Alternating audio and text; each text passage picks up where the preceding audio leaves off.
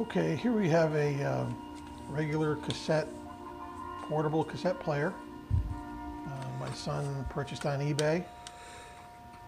He's an eBay seller, so got this fairly cheap. The rotor on the inside isn't running very fast, so we're going to open this up and take a look at it and see if the belt needs to be changed.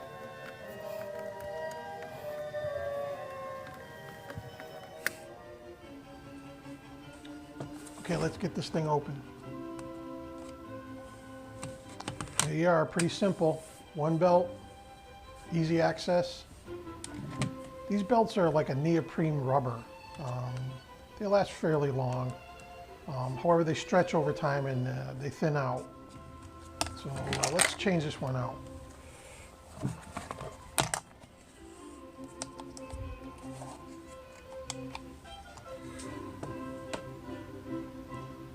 You can actually take this with your fingers, but I use the tweezers. Deliberation of the gods.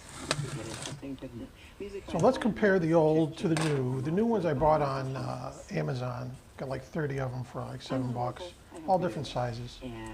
You want one that's fairly close.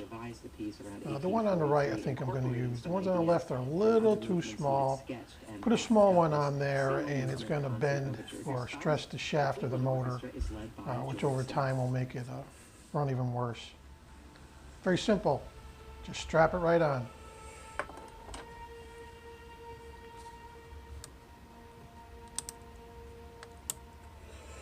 That's about it. Make sure it's nice and snug and rotates good. I think this is going to work.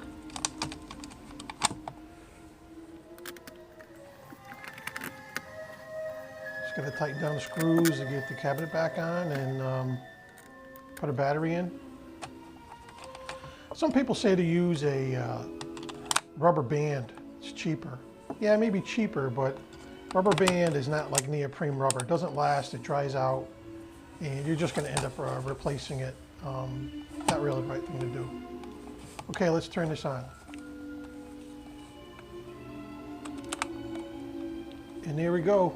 We originally got this, it was moving really slow. This looks like it's up to the right rotation for the tapes to play, so real easy fix here. You can do it yourself, very easy.